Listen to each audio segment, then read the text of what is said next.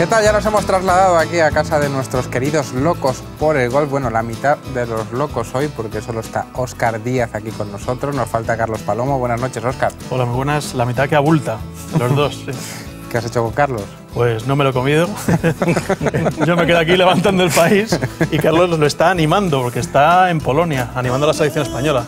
Vamos, yo creo que se reintegra pronto y gana el US Open, ¿no? Va a estar, más le vale que esté para las previas del US Open, que comienzan el jueves. Álvaro Beamonte, que sigue con nosotros.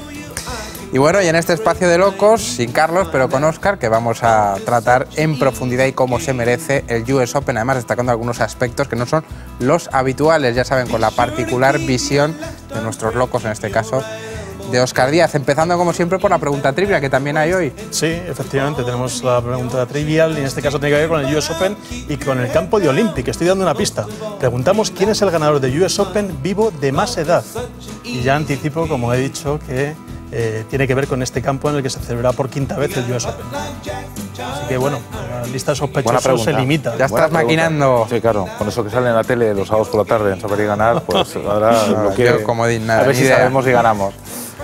En fin, esperaremos al final del programa para obtener una respuesta. No tenemos que esperar mucho para ver algunos de esos momentos curiosos que siempre destacamos en forma de anécdota.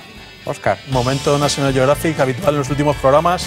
Tenemos aquí a un crótalo cabeza de cobre que me ha informado y pertenece a la familia de la serpiente de cascabel, pero no tiene cascabel.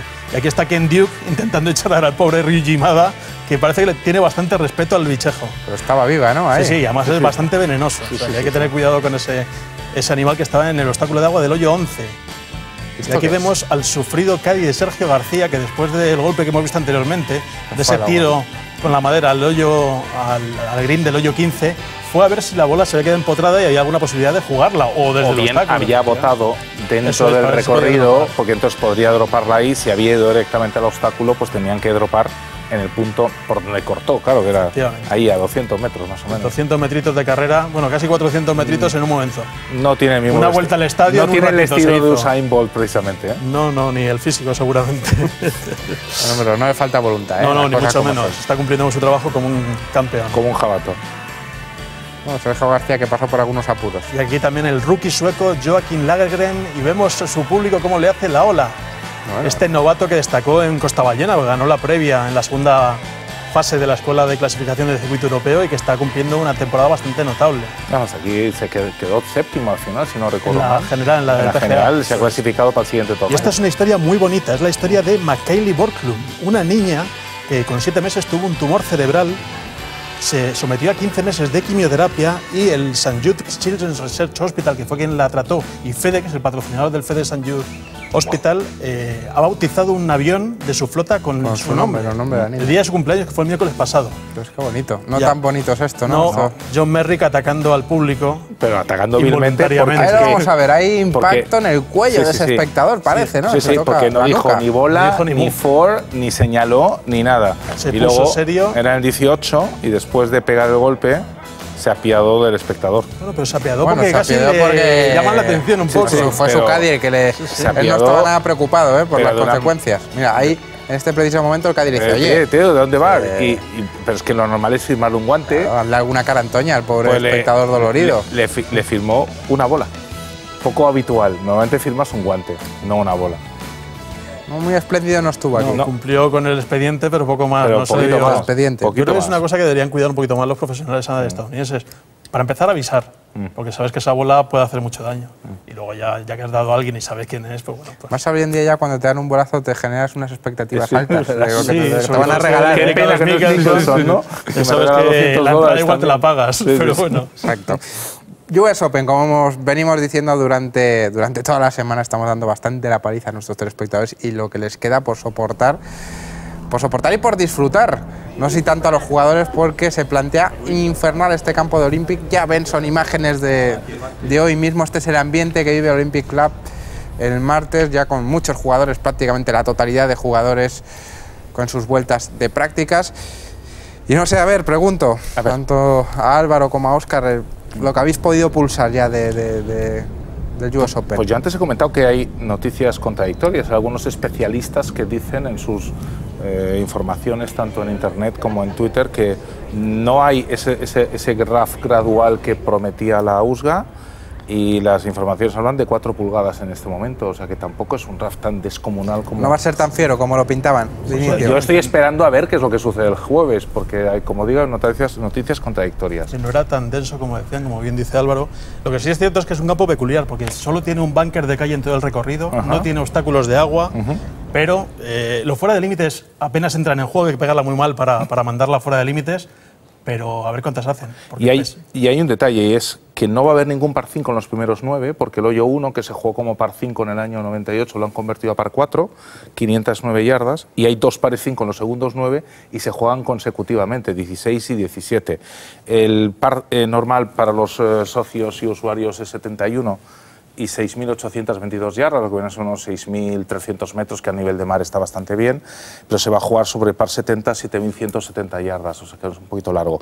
Y va a tener uno de los hoyos más largos en la historia del US Open, 609 yardas, el hoyo 16, que son unos 540, 550 metros. Además es la 5ª vez que se juega el torneo allí, y este campo tiene fama de tumbacarreras, porque grandes campeones han estado a punto de ganar ahí su último grande, y luego posteriormente ha venido su declive. Con lo cual, bueno, estamos viendo a ver a quién le toca a la China, si es que le toca a alguien. Os iba a preguntar por un pronóstico, pero por el pronóstico de jugador y resultado, pero lo dejamos casi para las previas del jueves, si os parece. Ir pensando en un resultado ganador, y en un ganador quizá puede ser este. Aquí le tenemos a Tiger. Viene de ganar su última participación, y de qué forma, en el circuito norteamericano, y bueno, pues esta es una prueba de fuego realmente, donde vamos a ver... Totalmente, yo creo que ¿cómo está? En Tiger vamos a ver muy poco a Frankie saliendo de la bolsa. La funda del tigre no se va a quitar mucho de la cabeza de Frankie. Va a haber mucho híbrido, mucha madera o mucho hierro 3, porque, como digo, no es un campo largo, y con esos palos él tiene mucha confianza desde el tee de salida, aunque es cierto que en Memorial, en la última vuelta, fue el que más calle escogió.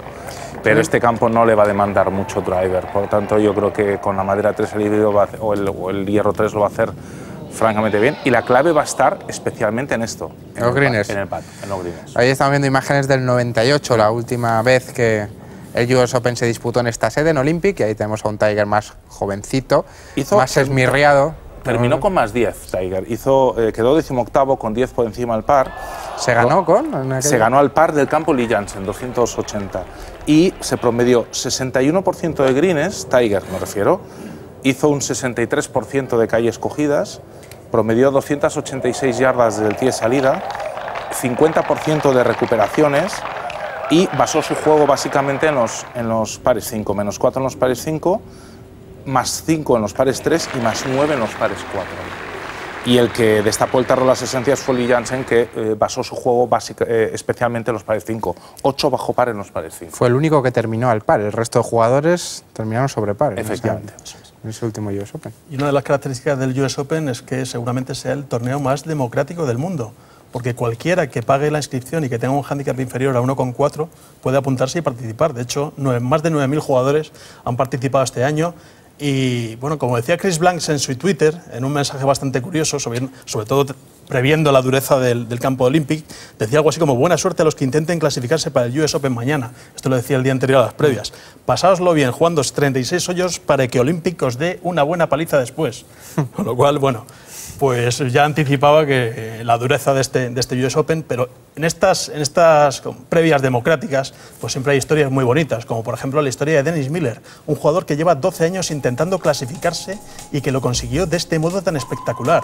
Estaba jugando la previa en Columbus, Ohio, junto por ejemplo a Davis Love, que se clasificó, y en el cuarto hoyo de playoff pasa esto. Mira este pad que se queda colgando. Había 2 plazas y estaban jugando 3 personas. Y de repente la bola desaparece. Sí. Más, Dennis Miller le hemos visto hace un momentito saludando a Tiger Woods en la cancha de prácticas. Supongo que tiene que estar disfrutando al máximo de esta experiencia, independientemente de cuál sea el resultado final. Este fue uno de los momentos más llamativos de esta previa. Se clasificó junto a Scott Piercy, falló Justin Hicks posteriormente un pad corto. Y bueno, es curioso porque le pidió consejo a su amigo, un pro de club llamado Josh Bellino, y le preguntó si tenía algún consejo para él para afrontar este US Open. Y le dijo su amigo George: quédate en casa.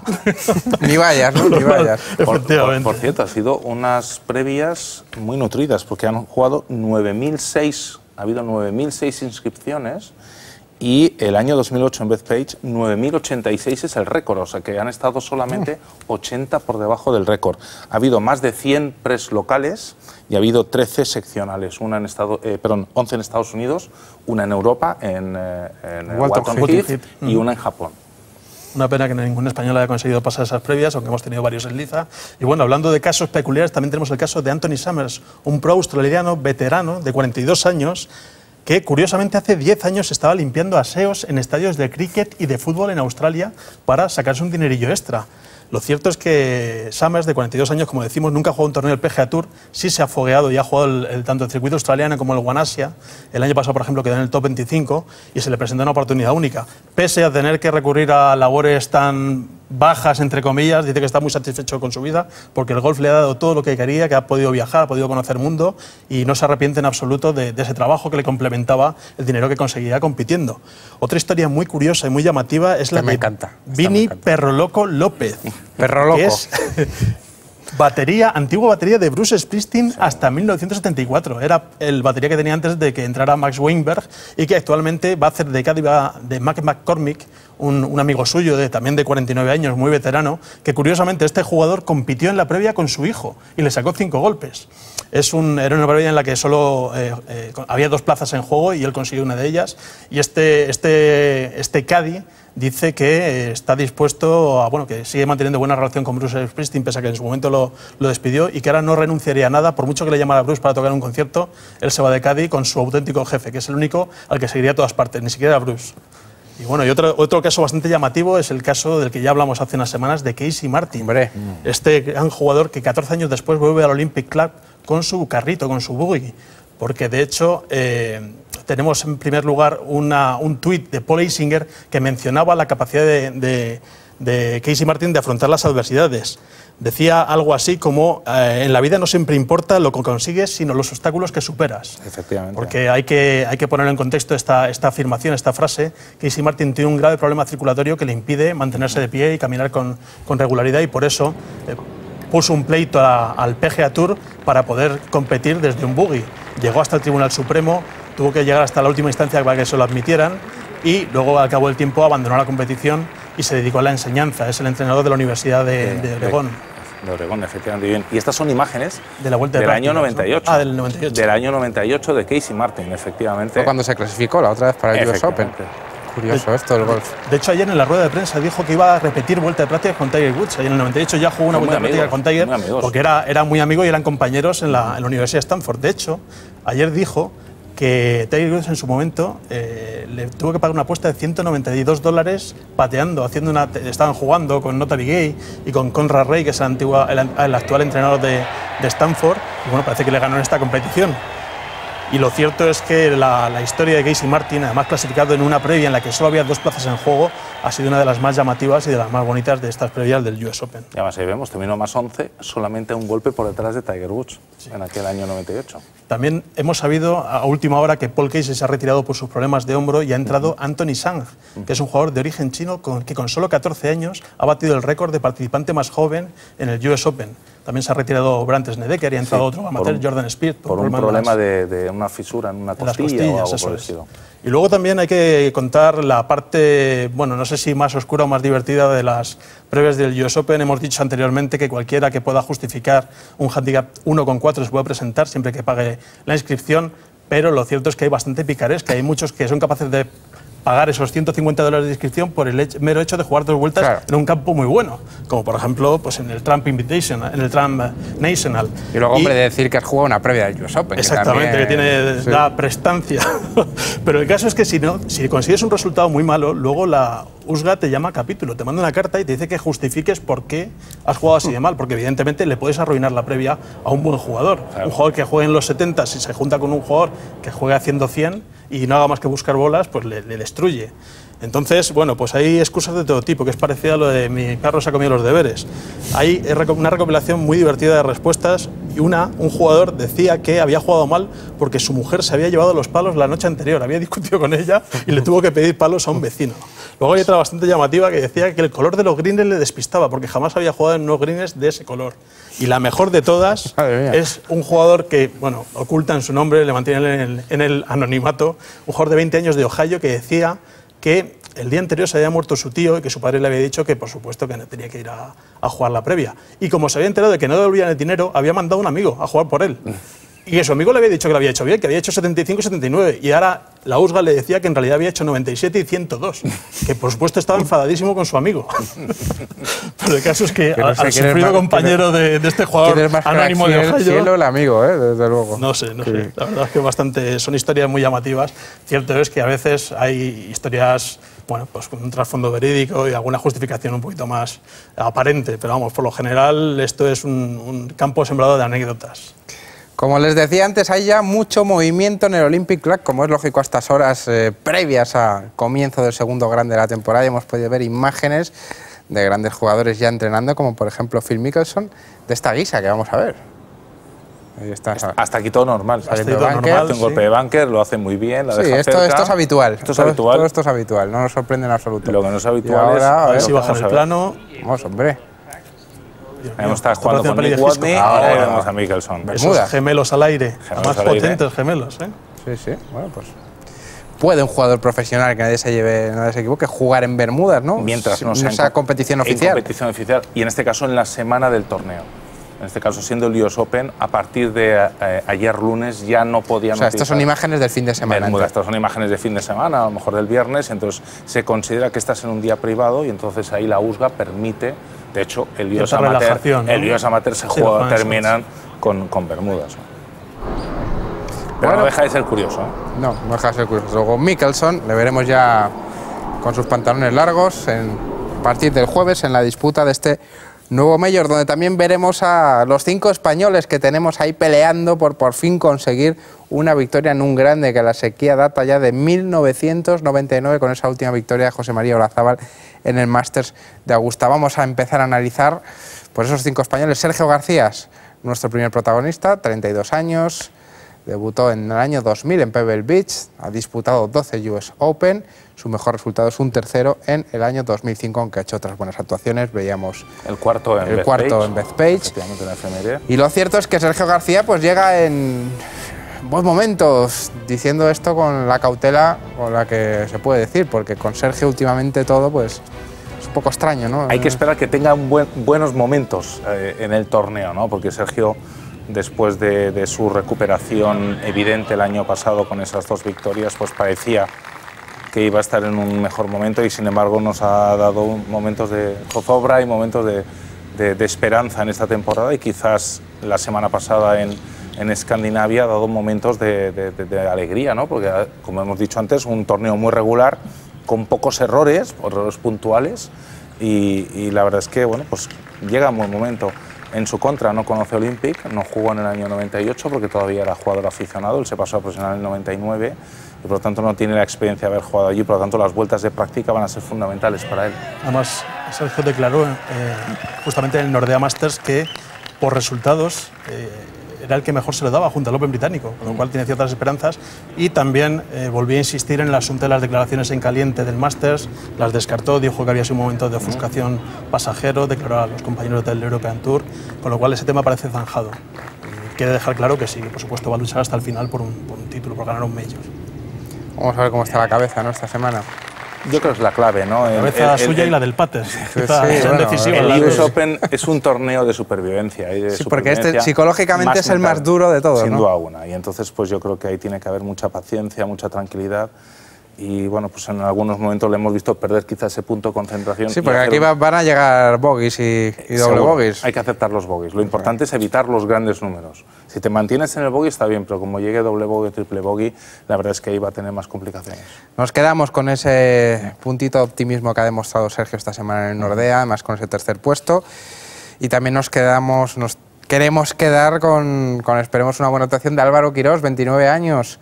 Debutó en Bethpage en el año 2009, ha disputado 3 US Open y no ha tenido de momento grandes resultados en este Major. Su mejor posición en Congressional el año pasado, 54º. Hombre, Álvaro, quizás yo creo que no es su torneo. Es decir, el US Open no es el torneo de Álvaro, porque un torneo en el que se prima coger calle por encima de todo, porque las calles se estrechan y se ponen duras y rápidas y el rough se pone muy alto y muy denso, por lo tanto difícil de recuperar. Álvaro no es un jugador que tenga un alto porcentaje de calles cogidas, está por debajo del 60%. Y hemos leído antes las estadísticas de Lee Janzen, ganó con un 70%.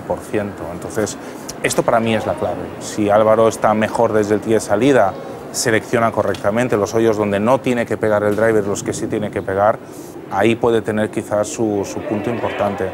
Pero si falla muchas calles, desgraciadamente en el US Open no tiene nada que hacer. Lo cierto es que en los últimos 2 años Álvaro ha demostrado saber adaptarse a campos que aparentemente no le iban para nada. O sea, se ha escapado un poquito al estereotipo de pegador para sacar buenos resultados, por ejemplo, en alguna jornada del Open británico, enfrentarse con garantías a un The Players, a otros torneos de entidad. Y esto no deja de ser un paso más en su aprendizaje. Conseguir un buen resultado en US Open es básico para que él se considere mejor jugador. Y básico en el momento que estamos de la temporada, con todos los objetivos que hay por delante y que no ha terminado de despertar Álvaro Quirós en este año 2012. La lectura tiene que ser, estoy jugando un campo de 7.100 yardas, que son 6.400 metros. Es un campo corto para los estándares que normalmente se está jugando tanto en Europa como en Estados Unidos y por lo tanto pues no tengo que sacar muchas veces el driver. Más españoles, el caso de Miguel Ángel Jiménez, 48 años, uno de los más veteranos que disputan este US Open. Debutó en Shinnecock Hills, pero allá por el año 1995 ha disputado 10 torneos, 10 abiertos. Su mejor resultado, segundo, el primero de los mortales en Pebble Beach en el año 2015, golpes por detrás del extraterrestre Tiger Woods. Estamos viendo a Jiménez, que a decir verdad, pues es el que peor llega. Paños calientes a esta segunda cita importante de la temporada. Y bueno, que sí que hemos dicho muchas veces que quizás es un grande que le puede venir bien a Miguel, por aquello de que es un tiralíneas del tee de salida, le pega recto y no es pegador Miguel, pero fundamental estar en calle y eso lo suele hacer bien Miguel. Sí, yo creo que aquí la clave va a estar que esté acertado en el juego corto. Si un US Open es un campo que te demanda mucho desde el tee y luego como vas a fallar calles y vas a tener complicaciones para llegar a green, te demanda mucho en juego corto. Si Miguel está correctamente concentrado y consigue en las vueltas de práctica entender los greens complicadísimos de Olympic, si está bien con el juego corto podemos tener una actuación correcta, ¿no? Yo creo que puesto entre los 15-20 primeros podría ser un buen resultado para Miguel este año. Colgaba Pablo Larrazábal una fotografía muy curiosa en el Twitter, una foto de Dustin Johnson con Miguel Ángel Jiménez y Dustin Johnson diciendo de Jiménez que es su maestro, que le encanta compartir una vuelta de prácticas con él porque aprende muchísimo. Da gusto que un estadounidense, que aparentemente son más desapegados, tienen menos relación con los jugadores europeos, que demuestre esta manera de admirar, esta admiración por Miguel Ángel Jiménez. Gonzalo Fernández Castaño, otro español que, bueno, de su segundo US Open, disputó el de Bethpage del año 2009, 31 años, y todavía no ha conseguido pasar el corte en esa primera experiencia previa. Gonzalo, decir, pues también aferrarnos a lo positivo, que viene de un segundo puesto en su última participación en activo, ¿no?, en el circuito europeo, y que tiene juego. Sí, además en Gales, en un campo en el que también hay que ir recto. Cierto es que las condiciones eran totalmente diferentes. Un campo muy húmedo, la bola botaba y se quedaba en el sitio, pero bueno, llega seguramente en el momento más dulce de la temporada. Y con ese espíritu competitivo que tiene Gonzalo, que yo creo que sí. Yo creo que eso es lo más importante, ¿no? La clave de no bajar los brazos en ningún momento, de tener ilusión por seguir adelante y yo creo que Gonzalo tiene el juego para estar bien en el US Open. Yo creo que es un jugador que le pega suficientemente recto a la bola y la única clave pues, en Gonzalo siempre es el pat, ¿no? Si está un poquito acertado pateando, que ha sido lo que intermitentemente le ha permitido ganar o pasarlo mal en los torneos que ha jugado, pues estará ahí arriba. Y nos falta uno, Rafa Cabrera, que es su segundo US Open, se clasificó para Pebble Beach hace un par de años, 28 añitos, y en Pebble Beach, su primera experiencia previa, pasó el corte, 47º, más hay que recordar bueno, que estuvo ahí arriba en la clasificación en las primeras jornadas. El fin de semana no fue bueno del todo para Rafa, pero es un jugador que ha crecido desde ese año 2010 una barbaridad, que ha madurado muchísimo, que su evolución es abrumadora y bueno, ¿por qué no? Hay que esperar una buena actuación de Rafa, así lo creo yo, no sé qué pensáis. Pues sin duda, este año está demostrando que es capaz de enfrentarse a cualquiera y en cualquier terreno. Bueno, Pebble Beach en 2010 era un campo bastante peliagudo y muy complicado. De hecho, ya sabemos con las cifras con las que se ganó. Greg McDowell fue el único que consiguió no subir del par del campo y Rafa Cabrera estuvo en las 2 primeras jornadas muy arriba, con lo cual un paso más. Y además, ahora que está asomado a la Ryder, sería un buen momento para dar un buen golpe en la mesa. Puede ser el espaldarazo de la temporada. Sí. Otro espaldarazo, porque realmente ya ha conseguido una gran victoria en Dubái, sí, pero le falta ese pequeño escalón para meterse en la Ryder. Yo creo que la clave para Rafa va a ser la fortaleza mental. Es decir, es indudable que, como tú bien has dicho, ha mejorado notablemente desde el punto de vista técnico, desde el punto de vista físico también, desde el punto de vista de experiencia, de competición. Los años no han pasado en balde, lógicamente, pero quizás la parte que puede poner más a prueba este torneo, que es la fortaleza mental, es la que él va a tener que demostrar. Lo demás está ya demostrado. Cambiamos de tercio y de deporte, pasamos de Rafa a Rafa, porque la victoria de Rafa Nadal en Roland Garros también ha tenido eco entre muchos jugadores de golf que han seguido la final con gran expectación. Por supuesto, las nuestras, Azara Muñoz, Belén Mozo, que decían que ahora sí. También tenemos el ejemplo de Susan Petersen, que hablaba de Rafa, mencionándole como el rey de la tierra batida y que era toda una inspiración, y Bubba Watson diciendo que a este chico se le da bien el tenis, que era zurdo, ponía el hashtag. Y por último, esta felicitación de Novak Djokovic, diciendo que ha tenido una gran racha en Roland Garros y que nos veremos pronto. Por supuesto, seguramente se vean en la final de Wimbledon, si el señor Don Roger Federer lo permite. Ese es el momento de seguir aprendiendo y ver vuestra evolución en ese proyecto Locos con la Jason Floyd Academy. No les vamos a hacer esperar más.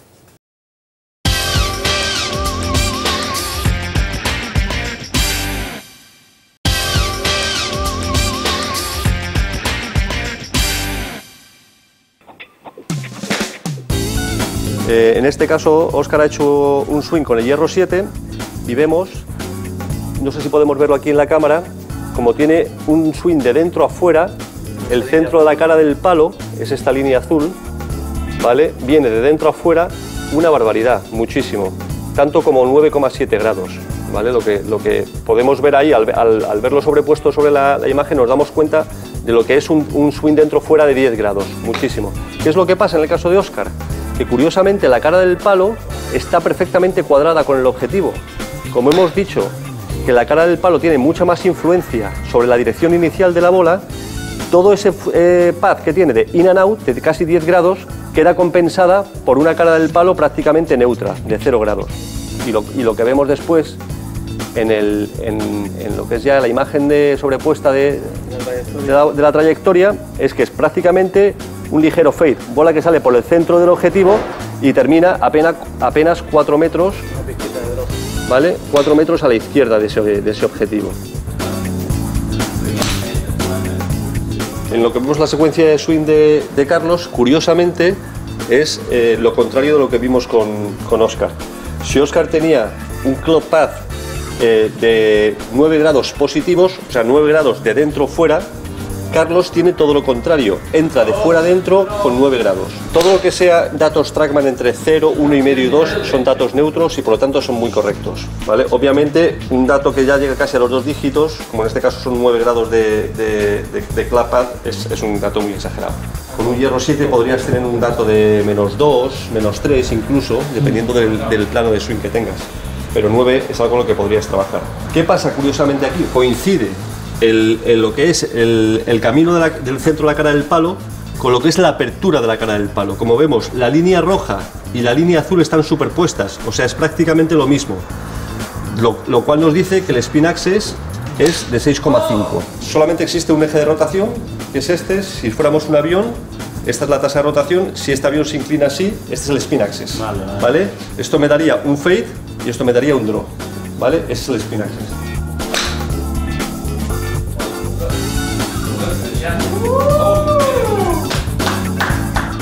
Como hemos visto, gracias al TrackMan, aunque las imágenes sean bastante explicativas, gracias al TrackMan y a la academia Jason Floyd, estuvimos estudiando la trayectoria de nuestro swing y cómo entraba la cara del palo a golpear la bola, que es un elemento básico para saber hacia dónde se va a dirigir y cómo de eficaz va a ser nuestra transferencia de peso. Y bueno, la verdad es que la herramienta del TrackMan es fundamental. Incluso para amateurs de nivel exiguo como nosotros, es muy llamativo y es sobre todo muy explicativo ver esa fotografía, esa instantánea que sacan de tu swing, donde ves perfectamente si vas por dentro, si vas por fuera, con qué grados lleva la cara del palo, cerrada o abierta, y a partir de ahí lo que pasa, evidentemente, con la conjunción de esos elementos. ¿Más difícil el TrackMan o saber y ganar? TrackMan. El golf es siempre más difícil, sí, sin duda. Bueno, me vais a permitir que dé 4 apuntes de nuestros amigos de la Jason Floyd Academy, 4 novedades. La primera de ellas, hablamos de Illescas para hablar de un nuevo curso de 8 horas, todas ellas en el campo.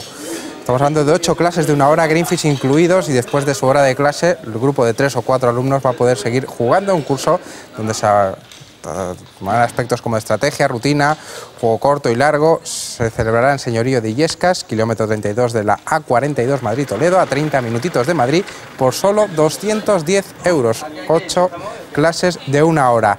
Más cosas. Sotogrande, el éxito de los alumnos de la Jason Floyd Academy, representaron el torneo McDonald's, disputado este fin de semana en La Cañada, donde Sancho Rodríguez, Alberto Uriach y el alemán Jean Paul ganaron en sus respectivas categorías. Les recuerdo también que quedan las últimas plazas para el Summer Camp de julio en Sotogrande y para el Summer Camp que junto al King's College se está organizando la Jason Floyd Academy en Retamares. Ambos Summer Camp, campamentos de verano, son 100% en inglés. Y finalmente, el último apunte que quería comentar es un torneo que se ha puesto en marcha, que es el Challenge Juvenil de Golf para cadetes, infantiles, alevines y benjamines, que tendrá lugar los días 27 y 28 de junio en Mar Menor, Murcia. Bajo la modalidad me da toda esta información, ya saben, de los diferentes cursos y de inscripciones a este torneo en la página web de la Jason Floyd Academy, que están viendo sobreimpresionada abajo. Pues mucha actividad en la Jason Floyd Academy, ¿eh? Sí, la verdad es que sí. Se están notando esas sesiones de tecnificación y vamos a ver si conseguimos canalizar nuestros bajos instintos y convertirlos en bajadas de handicap. Todas las novedades y evoluciones de nuestros amigos de la Jason Floyd Academy aquí en Locos por el Golf.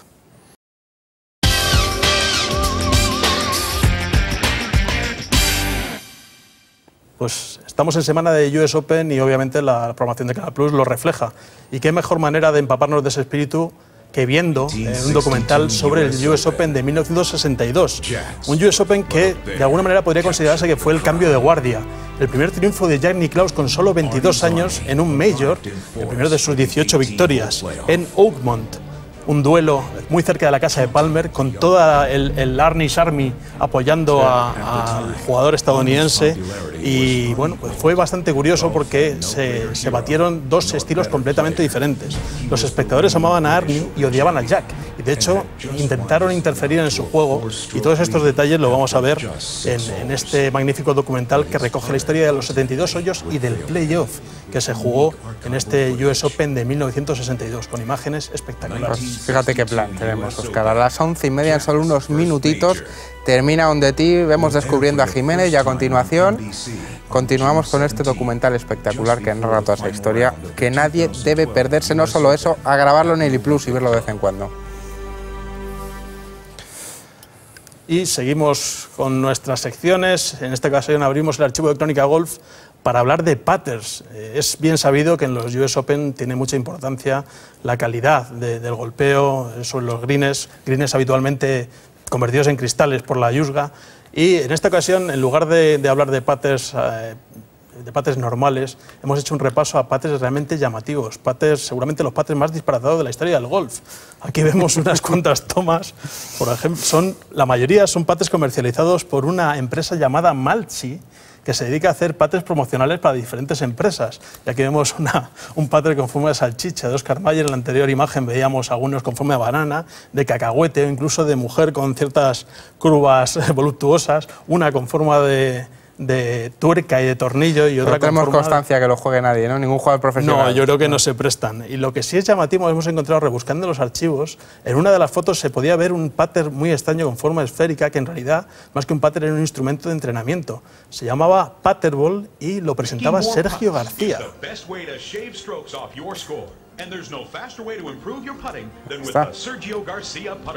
Anda. The putter ball's revolutionary spherical shape is scientifically designed so that off-center contact with a golf ball Me parece, will result sinceramente, in a missed putt, un but the instrumento putter del ball demonio. teaches you the correct Supongo que swing esto line. para los jugadores de So cierto even nivel without the ¿Tiene algún puede sentido tener su esto, Álvaro, utilidad, o no? pero ¿Tiene algún sentido esto para practicar o no? Bueno, te puede ayudar a pegarle la bola en el centro. bueno, es un anuncio de 2001.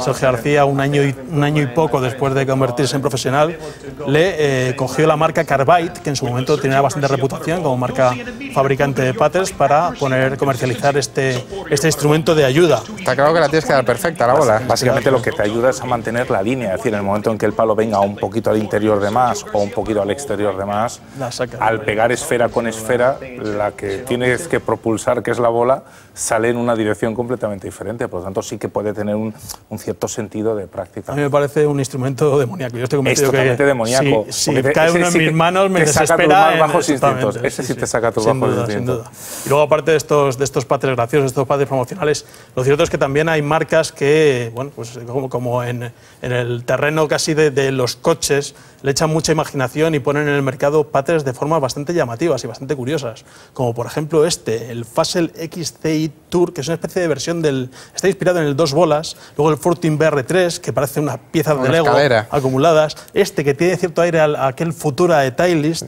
el Pinfire, Heavy Patter, que parece una especie de gaviota, una M, un trozo de tejado, bastante peculiar. Luego está el Daito Genesis, que no me disgusta, tiene unas líneas aerodinámicas y el peso concentrado en la cabeza del palo. Y este es muy llamativo, el Chase Glen, que no sabemos si es una percha, el pomo de una puerta o un peón de ajedrez chafado. Esto no sabemos tampoco si son unos prismáticos, una escopeta. Y el Pentapater. Caseta del perro. Supongo que la siguiente evolución sería el Hexa, y luego el Hepta, y luego el Octa. Vamos a dejarlo aquí. Sí, la verdad. Y bueno, nos salimos un poquito del terreno de los patters, del que hablamos en un artículo que hemos publicado hace poco en Crónica Golf, y que es la web en la que colaboramos Carlos y yo. Y pueden yo no colaboro. ¿No? Porque no quieres, que si no, si Álvaro tiene las puertas abiertas, por supuesto. Pues vamos a repasar un vídeo que se sale un poco de lo que estamos hablando, un vídeo de fútbol y golf. Este es Rafael van der Vaart, este jugador que estuvo en el Real Madrid hace no mucho tiempo, es jugador de la selección holandesa, y vamos a ver qué utiliza para inspirarse cuando practica. Un retrato de Zlatan Ibrahimovic, el delantero de la selección sueca, con el que no tiene muy buena relación, porque de hecho Van der Vaart acusa a Ibrahimovic de que, pese a que compartieron equipo y jugaron juntos en el Ajax, dice que le lesionó en un partido amistoso internacional, le lesionó adrede, y desde entonces, como puede verse, no se llevan especialmente bien. Un golpe, ¿no? Ha sido. A la primera le ha tizado. Más los dos están jugando en la Eurocopa y sus dos selecciones han perdido los primeros enfrentamientos. Así que bueno, parece que el golf se les da mejor que el fútbol, de momento. Respuesta trivial, tenemos que resolver ya, Óscar.